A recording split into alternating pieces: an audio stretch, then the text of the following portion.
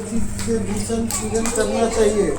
श्रद्धापूर्वक पंचामृत से स्नान कराकर भगवान को नैवेद्य अर्पण करें तथा समस्त पूजन की सामग्रियों से यथाविधि पूजन करें। तत्पश्चात भगवान का प्रसाद समस्त बंधु बांधव तथा कथा श्रवण करने वाले को देख भी स्वयं प्रसाद पावे। व्रत के दिन रात्रि को जागरण करना सर्वश्रेष्ठ है। इस प्रकार नियम पूर्वक व्रत तथा पूजन करने से सर्वसुख, आरोग्यता, समृद्धि, यश, धन, धान्य, संतान, वैभव तथा विजय की प्राप्ति होती है। अंत में सायुज्य मोक्ष होती है। कन्याएं इस व्रत को पति प्राप्ति के हेतु किया करती हैं। यह व्रत भादो मास में शुक्ल पक्ष की तृतीया अर्थात तीज को किया जाता है। व्रत करने वाले को चाहिए कि वह एक दिन पहले ही अपने घर को झाड़ बहार और लीप कर स्वच्छ कर ले। बीच आंगन में व्रत के लिए स्थान के चारों केले के पत्ते खड़े कर मंडप बनावे, चौक लगावे, बाबू भगवान शिव और माता पार्वती की प्रतिमा स्थापित करे, कलश को यथा स्थान पर रखे और उसके सामने में दीपक जलावे, चंदन अगर आदि सुगंध को जलाकर समस्त स्थान को सुगंधित करे, ब्रह्म मुहूर्त में बिस्तर को त्यागे, नित्य कर्म से निवृत्त हो रेशमी वस्त्रों को धारण करे, जहाँ तक हो गंगा जल से स्नान करे। यदि गंगा जी समीप न हो तो नदी में स्नान करे। नदी के अभाव में सरोवर में स्नान करना चाहिए। यदि इनमें से कोई भी समीप में न हो तो तारों की छांव में कुएं के जल से स्नान करे और रेशमी वस्त्र धारण करे। शुद्ध मन और शुद्ध हृदय से मन ही मन हरतालिका व्रत का संकल्प करे। शुद्ध होकर पूजा मंडप में आवे। पहले शिव पार्वती की प्रतिमा को पंचामृत में स्नान करावे और उसके बाद उन्हें गंगा जल से स्नान करावे। स्नान कराकर शुद्ध वस्त्र से उनके शरीर को सुखावे, नवीन वस्त्र धारण करावे, शरीर पर चंदन का लेप करे, रोली का तिलक लगावे, धूप जलावे, दीपदान करे, फूल माला पहरावे, कपूर से आरती करे, नैवेद्य लगावे, दक्षिणा रखे। तत्पश्चात मन ही मन भूत भावन भगवान शंकर का ध्यान करे और इस प्रकार प्रार्थना करे कि हे भगवान आशुतोष, मैं आपकी शरण में हूँ। आप घट घट की जाननहार हो। समस्त ओर से निराश होकर अब आपकी शरण में आई हूँ। आप मेरे मन की अभिलाषा को जानकर मेरी इच्छा के अनुसार ही मुझे वर दें। मैं जिसे अपने पति रूप में प्राप्त करना चाहती हूँ वही मुझे प्राप्त हो। अतः अब आप मुझ पर अनुग्रह करें। हे माता, आप मेरे सुहाग को अचल करें। इस प्रकार पार्वती माता से भी प्रार्थना करना चाहिए। इस प्रकार प्रार्थना करके भगवान शंकर और माता पार्वती का हृदय में ध्यान करें और हरतालिका व्रत कथा को स्वयं पढ़े या श्रवण करें। उत्तम ब्राह्मण को वस्त्र आदि देकर प्रसन्न करे। दिन भर सत्य भाषण करे, ब्रह्मचर्य से रहे, संध्या समय भोजन ग्रहण करे। भोजन करने से पहले ब्राह्मण और सधवा ब्राह्मणी को जिमावे तथा अलंकार और वस्त्र प्रदान करे। रात्रि को शंकर पार्वती का कीर्तन करे, जागरण करे। अगले दिन ब्रह्म मुहूर्त में शुद्ध हो बांस की टोकरी में पूजा का समस्त सामान एकत्रित करे और जलाशय में जाकर जल प्रवाहित कर दे। जो कन्या इस प्रकार व्रत करती है उसका सुहाग सदैव चल रहता है। उसके समस्त पाप नष्ट हो जाते हैं। धन धान्य पुत्र पौत्र प्राप्त होती है। जो स्त्री मोह के वशीभूत होकर इस व्रत को धारण करती है परंतु कारण के प्रथम ही भोजन कर लेती है उसे संतान प्राप्त नहीं होती। वह विधवा हो जाती है परंतु नरक में जाती है। परम भागवत श्री वेदव्यास के परम शिष्य श्री सूत जी ने 18,000 ऋषिवरों को प्रश्न करने पर हरतालिका व्रत कथा को सुनाना प्रारंभ किया। श्री सूत जी बोले, हे ऋषिवरों, अब आप परम पुनीत हरतालिका व्रत की कथा को श्रवण कीजिए। श्री सूत जी बोले, सती व्रत को धारण करने में परम श्रेष्ठ माता पार्वती और गले में नरमुंडों की माला को धारण करने वाले अजर अमर देवों में श्रेष्ठ गरल कंठधारी भूत भावन भगवान आशुतोष शंकर की सर्वप्रथम वंदना करता हूँ। भगवान शंकर की जय हो, जय हो। एक समय माता पार्वती और भगवान शिव जी कैलाश के शिखर पर विराजमान थे। जिज्ञासा के वशीभूत होकर माता पार्वती ने महेश्वर से प्रश्न किया कि हे देवाधिदेव, आप इस विश्व के नियंता हो, समस्त धर्मों के अधिष्ठाता हो और समस्त गुप्त वेदों को जानने वाले हो। आप मुझ पर अनुग्रह करके कृपया ऐसा गुप्त भेद मुझसे कहें जो समस्त व्रतों में श्रेष्ठ हो, उस व्रत का वर्णन करिए जो अल्प कर्म ही के द्वारा महान फल को देने वाला हो। हे स्वामी, आप आदि मध्य और अंत से रहित हैं, आप धर्म की स्थापना करने वाले हैं, इसलिए मैंने आपसे यह प्रश्न किया है। सो आप कृपा करके मेरी इस जिज्ञासा को शांत करें। भगवती पार्वती के इन वचनों को श्रवण करके मंद मंद मुस्कुराते हुए आशुतोष भगवान शंकर जी बोले, हे प्रिय, तुमने आज मुझसे अति श्रेष्ठ प्रश्न किया है।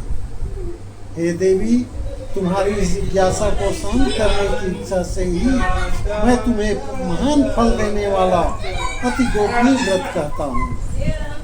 यह व्रत वैसे तो पूर्णतः गुप्त रखने योग्य है, किंतु तुम्हारे इस प्रकार किए गए प्रश्न को सुनकर ही वर्णन करना पड़ रहा है। यह गोपनीय व्रत उसी प्रकार व्रतों में श्रेष्ठ है जिस प्रकार तारागणों में चंद्रमा, ग्रहों में सूर्य, चारों वर्णों में ब्राह्मण और समस्त देवताओं में विष्णु श्रेष्ठ है। इस महान फलदायक व्रत का वर्णन वेद और स्मृतियों में है।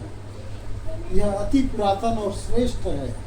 इसी व्रत के प्रताप से तुम मेरी अर्धांगिनी हुई हो। हे बरोहे, यह व्रत भाद्र मास के शुक्ल पक्ष की तृतीया अर्थात तीज को होता है। इस व्रत के करने से जीव के समस्त पापों का नाश हो जाता है। हे प्रिय, यह वही व्रत है जिसे तुमने मेरा वरण करने की इच्छा से हिमालय पर्वत पर किया था। आप तुम्हारे प्रश्न करने पर मैं तुम्हें उस व्रत को सुना रहा हूँ।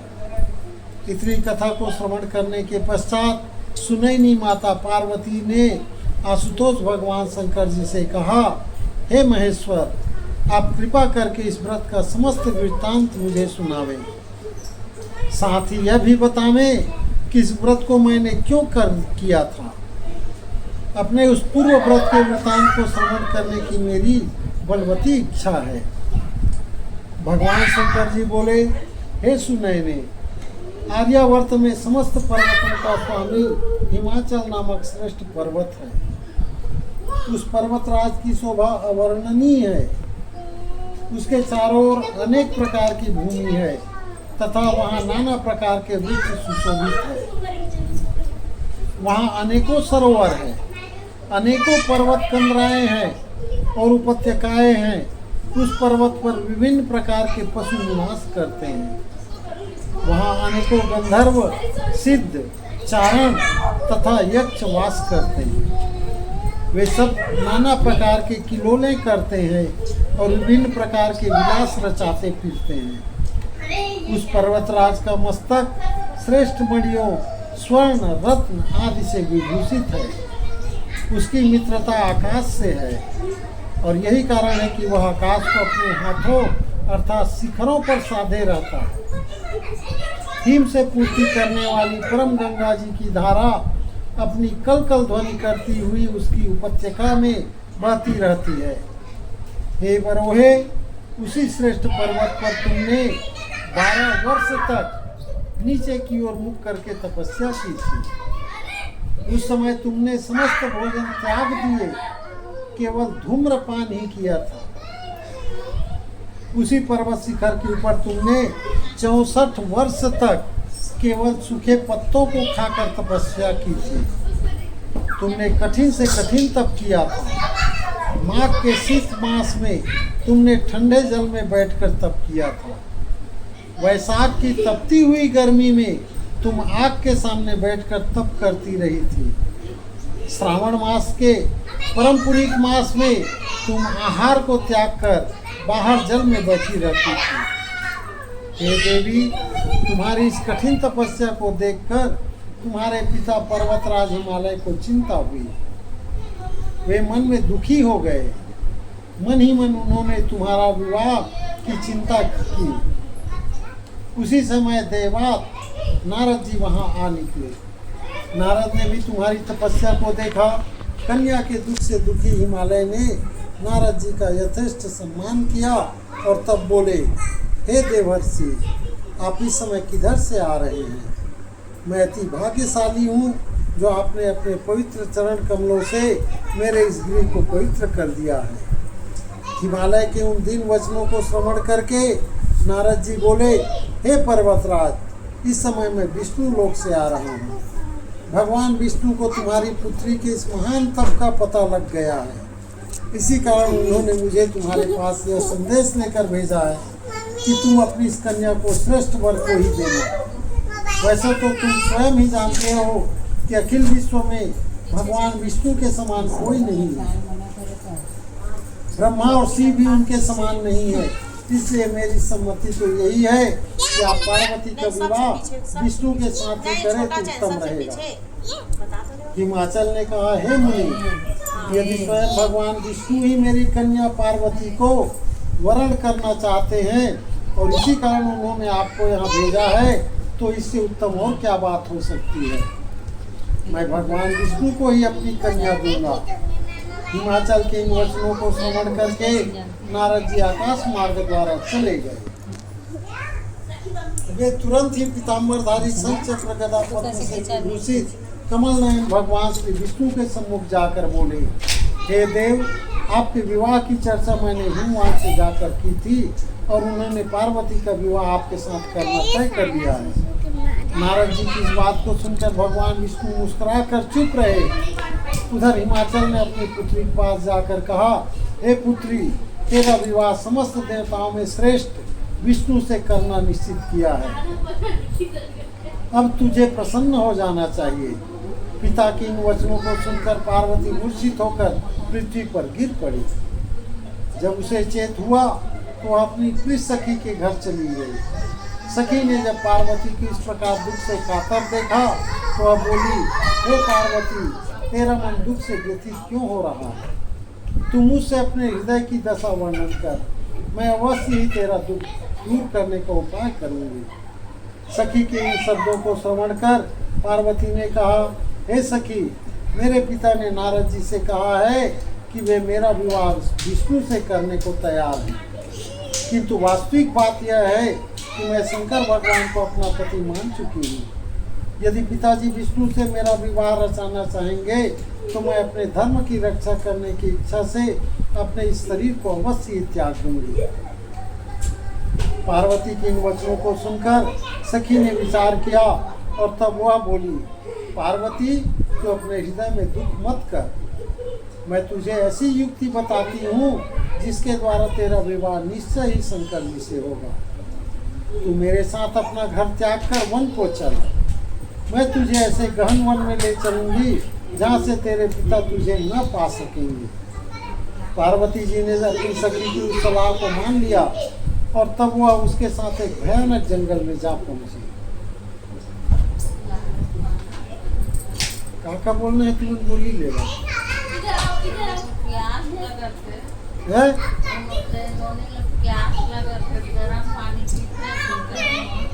तो बोलो चुप रहे के देना, प्यास लगाते तो इतनी आ जाए। शशि बोलो शंकर भगवान की। अब जब अपने सखी के साथ में पार्वती भीषण जंगल में चल गई। हिमाचल को जब यह पता चला कि पार्वती घर से गायब हो गई है तो उसने अपने मंत्रियों और सरदारों से सलाह की। पार्वती की खोज में उसने चारों ओर दूत दौड़ा दिए, किंतु हिमाचल की समस्त चेष्टाएं बेकार हो गई। पार्वती को वे लोग किसी प्रकार ढूंढ कर ना ला सके। तब शोकातुर होकर हिमाचल मूर्छित होकर पृथ्वी पर गिर पड़े। हिमालय के साथियों ने किसी प्रकार उनको धीरज बंधाया। तब हिमाचल स्वयं पार्वती की खोज में निकल पड़े। वे वन वन भटकने लगे। उनको तन बदन की सूझ तक न रही। वे पार्वती की खोज करते हुए वनों में घूमने लगे। पार्वती घर से निकलकर अपनी सखी के साथ एक बहुत बड़ी नदी के तट पर पहुंची। इसी नदी के तट पर आगे जाकर उन्होंने एक विशाल वन देखा। यह वन अति घना और भयानक था। नाना प्रकार के हिंसक पशु इस वन में वास करते थे। इसी वन में एक गुफा थी। पार्वती ने अपने सखी के साथ उस गुफा में रहना प्रारंभ किया। पार्वती ने अन्न को त्याग दिया। वहाँ उन्होंने भगवान शंकर की एक रेत की प्रतिमा बनाई और उस प्रतिमा की आराधना करने लगी। उसी समय भादो मास की हस्त नक्षत्र युक्त तृतीया आ गई। पार्वती ने उस दिन भी शंकर जी का विधिवत पूजन किया, रात भर जागरण किया और शिव लीलाओं का वर्णन किया। पार्वती की उस महान तप को देखकर भगवान शंकर का सिंहासन हिल गया और उसी क्षण वे पार्वती के सम्मुख जाकर उपस्थित हो गए और बोले, हे वरानने, मैं तुझसे अति प्रसन्न हूँ, वर मांग। भगवान सदाशिव को अपने सम्मुख उपस्थित देखकर पार्वती का हृदय कमल खिल गया। मन चाहा वर मांगने की बात सुनकर पार्वती ने कहा, हे महेश्वर, यदि आप मुझ पर प्रसन्न हैं और वर देना चाहते हैं तो कृपा कर मुझे अपनी पत्नी के रूप में स्वीकार कीजिए। मन चाहे वर को देकर शंकर जी अपने निवास स्थान को लौट गए। उसके बाद ही हिमालय पार्वती को ढूंढते हुए उसी वन में जा पहुँचे जहाँ पार्वती अपनी सखी के साथ रह रही थी। उन्होंने दूर से दो कन्या देखी। पास आने पर उन्होंने अपनी प्रिय पुत्री पार्वती को पहचान लिया। पार्वती को देखकर वे उसके पास पहुँचे और उसे हृदय से लगाकर विलाप करने लगे। उन्होंने कहा, हे पुत्री, तुम इस महाभयानक वन में वन हिंसक पशुओं के मध्य क्यों निवास कर रही हो? चलो अब घर चलो। पिता के वचनों को सुनकर पार्वती ने कहा, हे पिता, आज जब आपने मुझसे घर से चले आने का कारण ही पूछा है तो मैं आपको स्पष्ट बताए देती हूँ कि मैंने तन मन से भगवान शंकर को अपना पति मान रखा है। किंतु जब आपने मेरा विवाह विष्णु से करना तय कर लिया तो मैं अपने धर्म की रक्षा को इस वन में चली आई थी।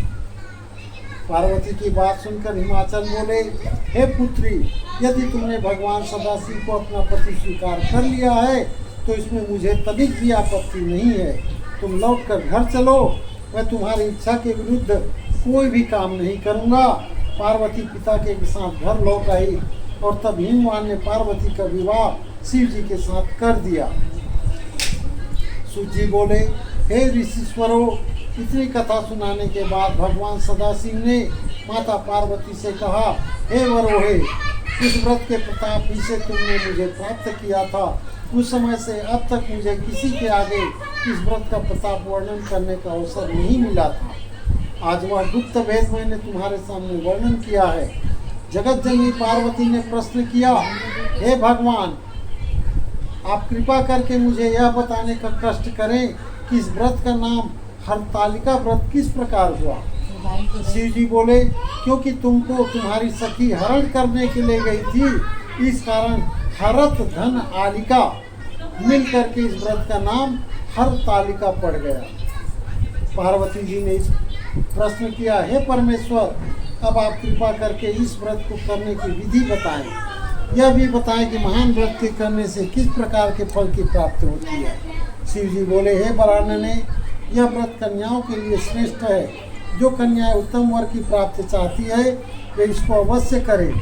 जो स्त्रियां अचल सुहाग चाहती है वे इस व्रत को विधि पूर्वक करें। उनकी दोनों इच्छा की पूर्ति करने वाला इससे उत्तम और कोई व्रत नहीं है।